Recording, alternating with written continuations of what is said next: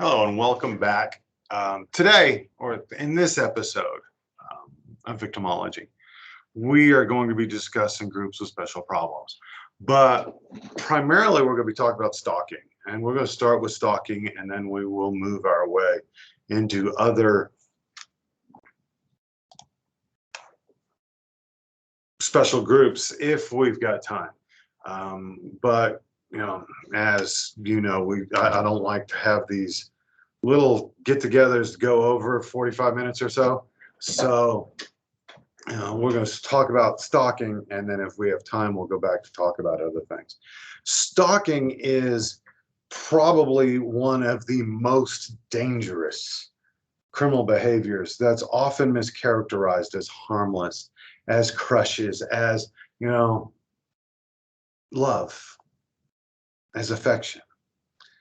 All major criminals, regardless of the type of crime, whether it's terrorism, a serial killer, a serial rapist, down to a spurned lover, or just a celebrity crush, have always started with stalking. Every violent criminal offense in the history of the world has always started with stalking.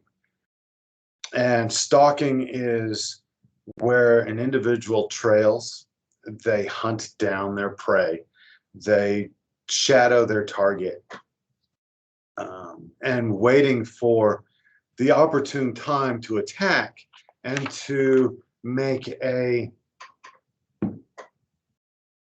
their presence known. But we rarely ever talk about that kind of stalking or that kind of harassment. We always focus on the two types of stalking, the celebrity crush or the celebrity stalking, which is where a well-known person experiences continual unwanted interference from a secret admirer or an outright adversary. The paparazzi have, turned into a bunch of stalkers trying to find that embarrassing picture, that picture that's going to make them a lot of money because they find this celebrity in a compromising position. So they stalk the individuals. The second type of victim offender relationship that we find within stalking is the prior relationship stalking. This is spurned lovers, crushes, schoolboy crushes, schoolgirl crushes, crushes within the workplace.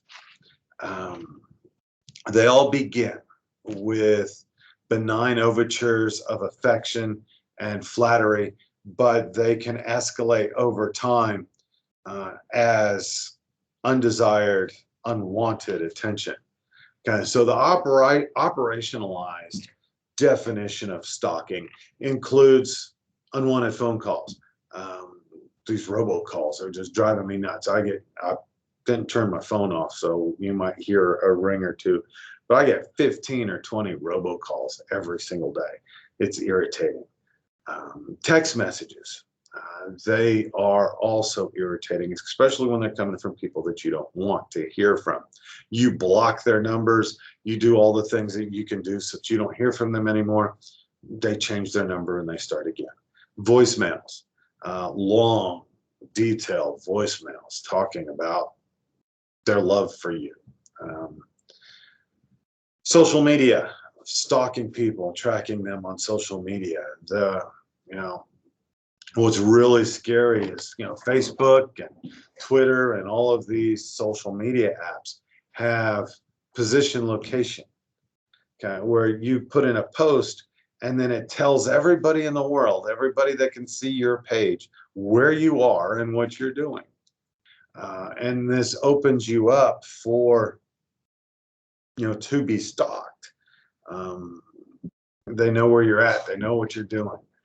You can go find my Facebook page if you can find my Facebook page. I challenge you to try to find my Facebook page,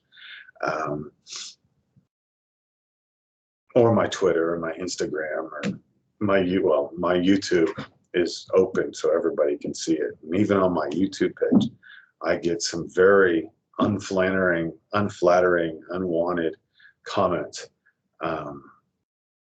emails, you know, leaving unwanted gifts at your door, uh, watching or following you from a distance, showing up and approaching you at work, at home, at school. I remember this one time while I was a probation officer, I was living out in Grape Creek, and I had this client on my caseload that was having a hard time with his substance abuse, and he had relapsed, and he tested positive for methamphetamines. And standard operating procedure was that we file a motion to revoke, and we send them to prison, and we revoke their probation, because they made an agreement. Part of probation is making an agreement. And this guy knew he tested positive, so he knew I was going to file some kind of paperwork, some kind of report with the court to modify his probation. But he didn't want to go to prison. So he would spend every day at my office, at the probation department, waiting for an opportunity to see me, to see what I was going to do to him. I kept telling him, I'm not going to do anything to you. It's going to be up to the courts. I just have to report this. And he talked about his wife and his kids, how important it was for him to make sure that he stayed free and stayed in the community, and how he needed to support his family and all of this stuff. That's part of the job as being a probation officer. That's what happens. But I lived out in Grape Creek, and like now, I don't live in town. I don't live in Odessa. I live outside of Odessa. This was the first guy that started to get me into this feeling that I needed to live in an RV. If anybody shows up to my RV, I guarantee you I'll move tomorrow.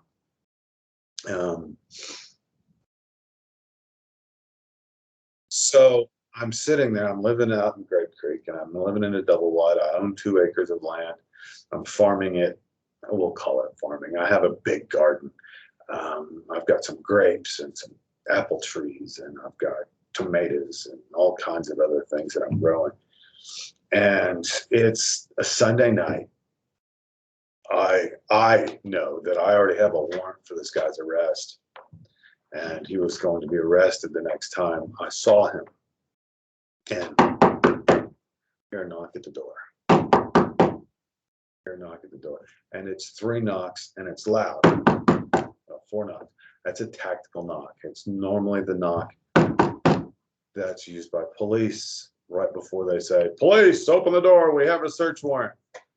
So I hear this knock, and I go and I look out the window, because I always look out the window because I'm a paranoid schizophrenic. Well, not really, but I'm always afraid somebody's out to get me. So I look out the window and I see that it's my client. And I look over to my wife. I said, "Call the cops. We've got an issue. This guy's at our house." And my wife looks at me and she gets up. And I said, "Then put all the kids in the back of the house." I open up the door. I walk through the door. I close the door behind me.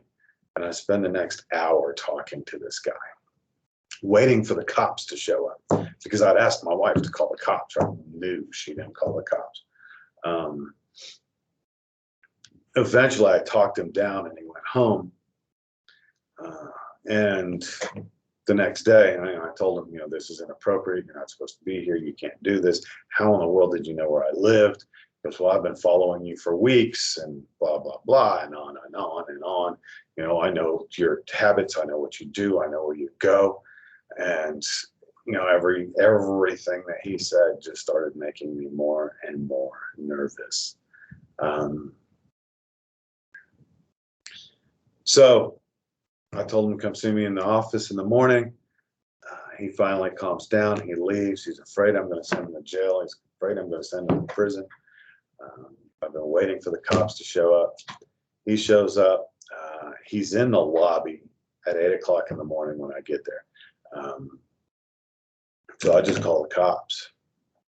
I say, "Hey, I've got a warrant for this guy's arrest. I need to add a stalking charge.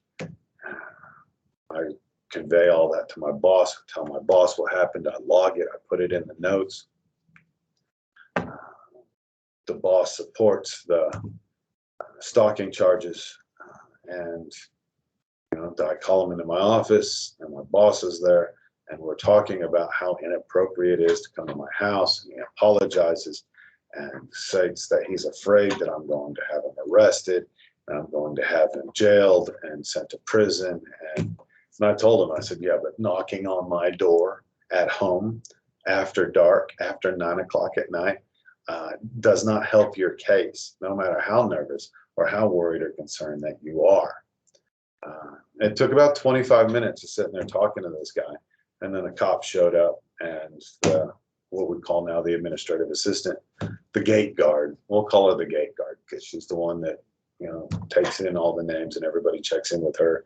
And she called the specific officer that they were there to see, brings the police back. We hook him up. They take him to jail. Later in my CPS career, I had another same situation, but the guy was in jail, and I was visiting him in jail, and he said, if I ever get out of jail, I'm going to kill you. And then he gets out of jail, and I start seeing him at Walmart, I start seeing him at HEB, I start seeing him, everywhere I go, he's there. So I bought an RV, and I started living in the RV, and every 30 days I moved that RV, and I moved it to a different place so that I could be safe. This guy put a contract out with $60,000 on my head, but he's everywhere I went. He stalked me, and he was there. Eventually I got his bail revoked. He went back to jail. You can look for him now. His name is Richard Amos. He will not get out of prison until I'm in my 90s. So, unless he gets paroled. But even if he gets paroled, I'm going to be close to 70 years old. So I don't have a whole lot to worry from him or about him. So this intimidating and this harassment, this harassing behaviors could signal an attack. And, as this harmless stalking, this harmless following moves and progresses, it could eventually lead to or signal that there's an attack, an imminent attack.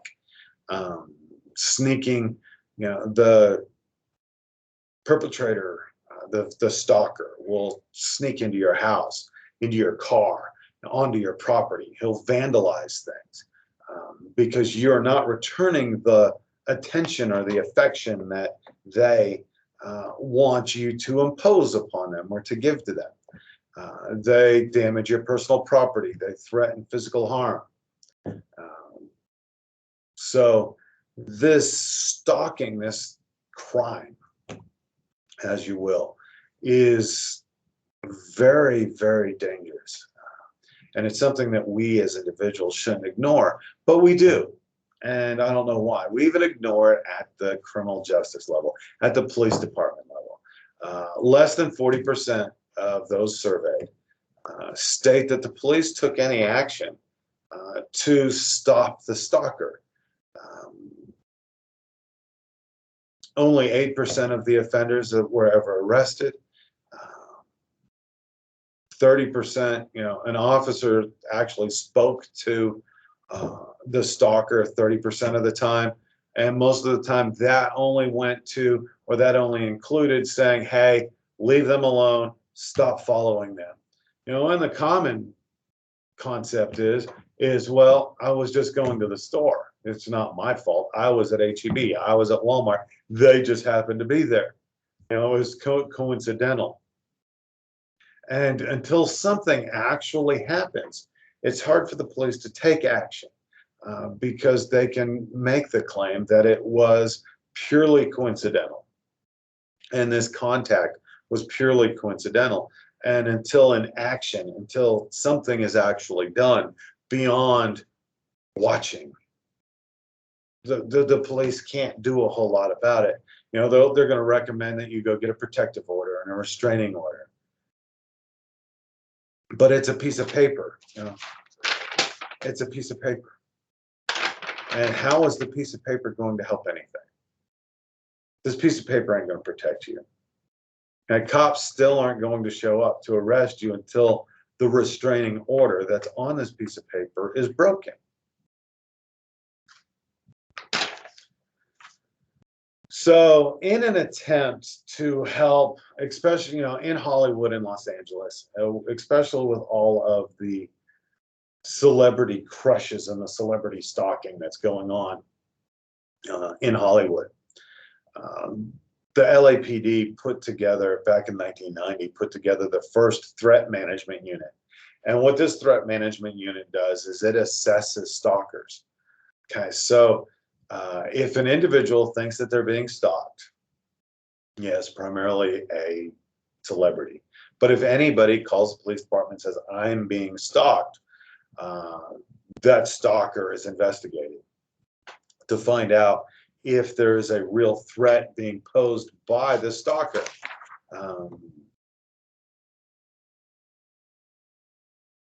And again, so what they're going to look at, or what they're going to investigate, what they're going to try to identify within the threat matrix of the stalker, whether it's a celebrity stalk or a prior relation stalk, you're going to see that this benign attention or this benign overtures are going to start harmless, and then they're going to move into the criminal. They're going to shadow their target. They're going to follow them everywhere they go. They're going to spend time following their target of their affection. Then they're going to move into trespassing. They're going to move into vandalizing personal property. They're going to harm their pets. Well, as a probation officer in Alpine, my wife had this lap dog. Her name was Mitzi. She was this small little terrier chihuahua mix. It was a wiry haired, curly haired, black yappy dog. And we put it out and we hook it on this chain out back off the porch. But as everybody would come by, we had a fenced in backyard, but the dog would dig holes underneath it. And, we couldn't keep the dog inside the fence. So we put her on a chain to go do her business. We'd leave her out there for 10, 15 minutes at a time. And then, she'd yap the whole time. But one day the yapping stopped. And we were wondering what was going on, and what had happened is somebody had gotten to the backyard and they looped the chain around the handrail of the stairs going up into the house and hung the dog. It was quite disturbing. But this is something that stalkers do. Yeah, it's starting to seem like I'm a chronic stalker victim. But they approach the children, they go up to the children and they ask about dad or mom, or they ask about, how they're doing. They steal their mail, they read their mail, they try to find out what's going on in their lives so they can learn more about them, because, I just want to learn more. I just want to learn more about you. I want to be your friend. I want to learn, so I'm going to steal your mail. I'm going to hack your email. I'm going to hack your Facebook and your Twitter and your everything so that we can turn around and track you. You're going to seek, and then we're going to move into seeking to embroil their victims into conflicts with families and friends. They're going to hack your Facebook and your social media, and then you're going to make comments. They're going to make comments on your page under your identity with hopes of causing drama. They're going to call you at work. This also gets into this cancel culture. And, there's a really fine line between the cancel culture and stalking. because we live in this world where the public forum is Facebook and Twitter and Gab and Telegraph and YouTube and Rumble. And, former President Trump is creating a freedom space or some other network that he's doing. That just creates a system of legalized stalking. And then these people in the world, they're going to go look at your profile. They're going to find out where you work. They're going to find out where you live, and they're going to cause problems with your friends, your family, with your employer. They're going to try to get you fired. They're going to set you up and try to get you in trouble with the police and get you investigated with the police. They're going to make your life miserable. Okay, so prior relation stalking can be found between a professional and their client, as a probation officer, as a CPS agent, officer, whatever word that you want to use for what I did for Child Protective Services, between employers and employees, between estranged members of families, between former intimate partners, former lovers. These relationships, if they're not manicured properly, if they're not ended properly, if they're not cultivated properly, you're going to find yourself in a toxic relationship. A lot of stalking seems to be motivated by the desire for power and control and dominance and subjugation. There was a time in our world when, just like rape, stalking was the perpetrator was a man, the victim was a woman, and that's just the way that it was. But there have been many variations of this fatal attraction, where now women are also the stalker, and men are their victims. There becomes a murder obsession and erotomania delusions.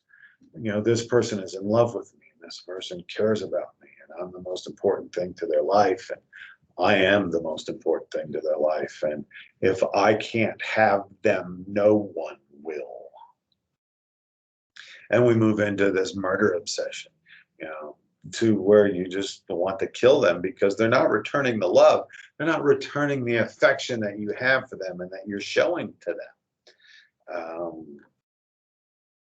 A new girlfriend is going to stalk and attract the old girlfriend. Okay. A therapist can be besieged by a patient. A boss can be chased down by disgruntled employees. Most stalkers are primarily motivated by resentment and vengeance as opposed to general affection. Again, going back to this, if I can't have them, nobody will have them narrative.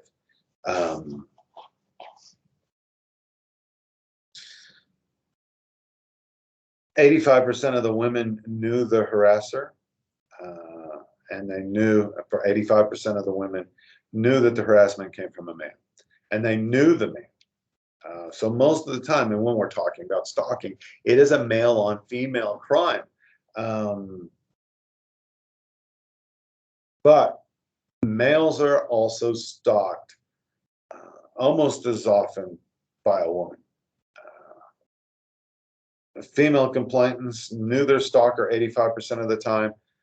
The men knew their stalker 60% of the time, or 60% of the time. 60% of the 85% of the time, the stalker was a former intimate partner,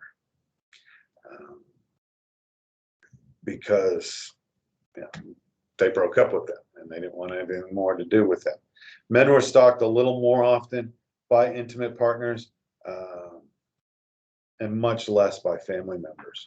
of that intimate partner. There's also proxy stalking, and I've heard, I've got a few friends, I'm going to call them friends, but they're Facebook acquaintances that have reached out to me and asked me about proxy stalking.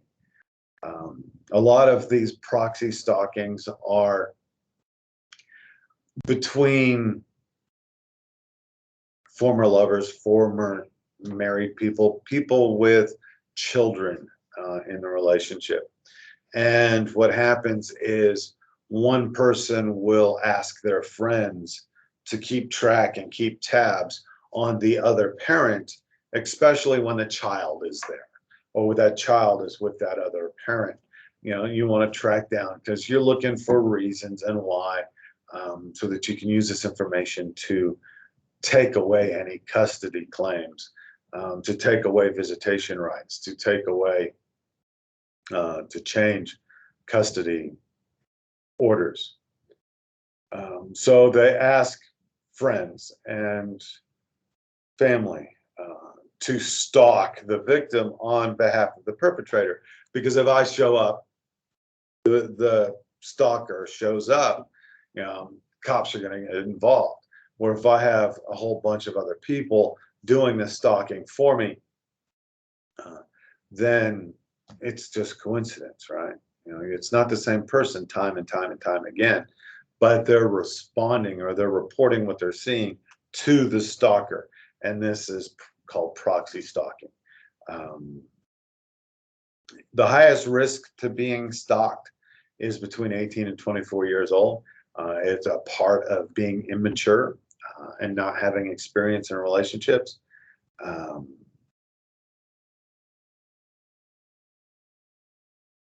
Racially, whether it's black, white, or Hispanic, women are stalked equally. Okay, there is no racial differentiation between being stalked based on race, except for our indigenous Native American individuals and Alaskan Inuit people. They find, or we have found, that they are stalked at much higher rates than the rest of the society, the rest of the country. Men suffer much lower rates regardless of race. So back in the 1990s, there was 1.4 million people, or 1 million women, 1.4 million people altogether that considered themselves to have been stalked in 1990, any given year in 1990. By 2011, that number raised to 5 million women stalked in that year. 42 of every 1,000 women and 21 of every 1,000 men believe that they've been stalked in any given year during that last year. And this information comes from the National Crime Victimization Survey. There are a total in 2011, back to the textbook, in 2011, there were 7.5 million people that were stalked in the United States alone. That's a lot of people getting stalked. 1/3 of the college women, 1/3 of the women in college have disclosed that they have suffered emotionally from being stalked by the men in the college and in the university.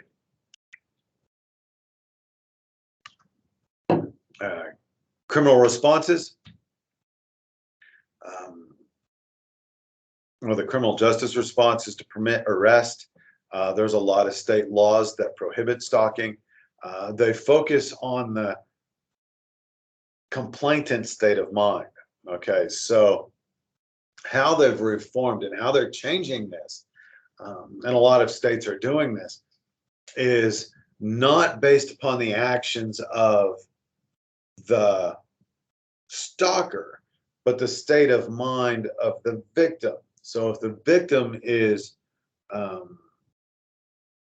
expressing a reasonable fear of death or grave bodily injury because of the actions of the stalker, then, and there is a credible threat of violence, and there is a credible belief on the part of the police that violence is going to happen and going to occur, then they can take action. Most of the time, stalking is charged as a misdemeanor. If there is an assault or an injury, the offender can be charged with a felony. The FBI has found that 30% of slain women in our country any given year have been stalked before they were murdered. So if law enforcement were to take a more proactive approach to complaints of stalking, we might not have as many dead women in our country. Of the women who were killed by their intimate partners, the studies show that 76% of those women killed by former lovers were stalked them before they killed them. Again, if police took a more proactive role and a proactive stance with stalking, we might be able to save some women's lives. And again, now we're going back to that piece of paper. Okay, the order, the restraining order, the protective order. It's not really going to help you, because you can't say, I have a restraining order, stay away from me. If they have an intent to kill you, they're going to kill you anyway. But once there's a restraining order, if that restraining order is violated, you can call the police and hopefully they'll do something.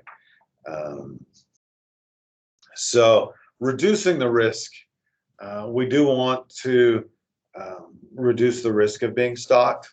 I've gone to extreme measures. I live in a fifth wheel. Once I feel like I'm being stalked and people are, they know where I live, they're showing up at my house, they're following me around, I'm going to, and their attention becomes more than just watching me from the corner or from the distance. I'm going to move. I'm going to change my location. But you want to sever all contact with your stalkers. You want to block them on your phone. You want to block them on social media. You want to tell the perpetrator once and only once to stop. Stop contacting me, or I am going to contact police. And then you follow through with that. You don't respond to them. And you block them on the phone so that they can't send any more texts to you. You block their email. You block their social media. You block them. And if they figure out another way to get in touch with you, you contact the police. Okay? You keep a log or a journal. Keep a log or a journal.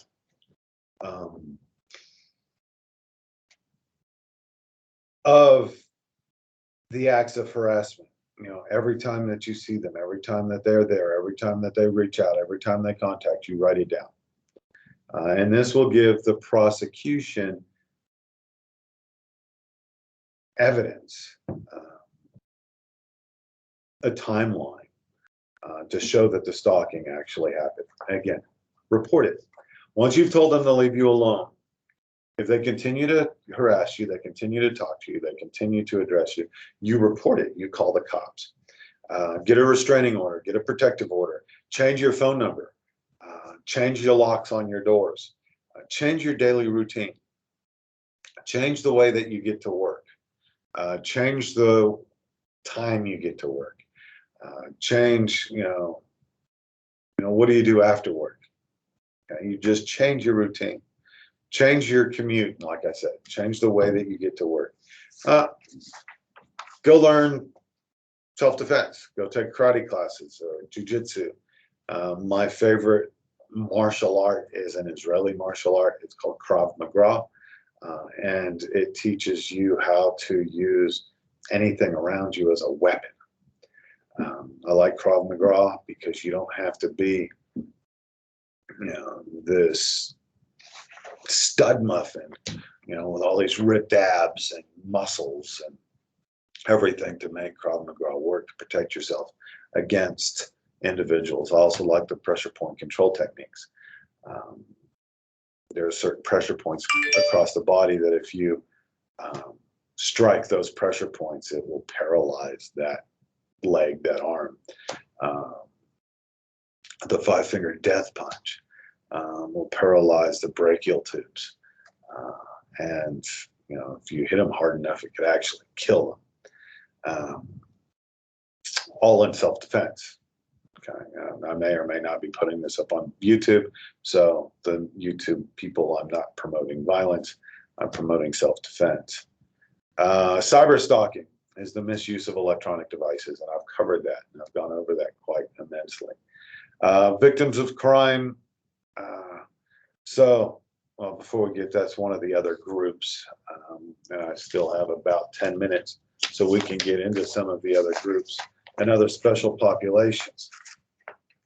But cybercrime is using email, using the smartphone, using social media as a way to stalk and track. If you have a way to turn off your tracking, do so. And I know here recently, the new iOS updates have, even your apps will track where you are and what you're doing unless you tell them not to. Make sure you always say, do not track me. Because the tracking allows for stalkers to hack your phone, to hack your information and know where you are and what you're doing. So let's move on to other special populations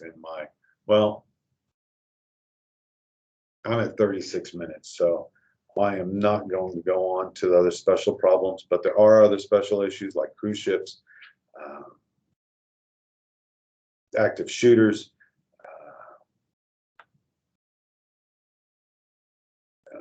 terrorism, hate crimes. Your textbook goes into a lot of different things that discuss these different items and topics. I may or may not add additional lectures for the class. I will probably do something for YouTube. So if you are watching me on YouTube, don't forget to like and subscribe. And you can make your comments below. And have a good day and stay safe. And make sure that you keep an eye out for what's going on. You do need to be observant. You need to know and see what's going on around you, especially in this world where the cancel culture wants to find evidence to ruin your life. Have a good day.